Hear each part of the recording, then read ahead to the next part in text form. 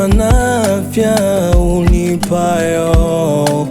Tena Mungu umenistahilisha mtu ambaye sikustahili, umeniheshimisha hata kwa hiki kidogo nipacho, nakula na usawa wangu, maana ni ruzuku yako tu Mungu.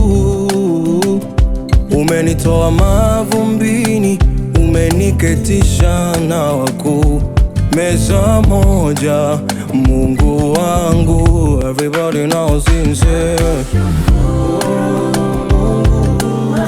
Wanana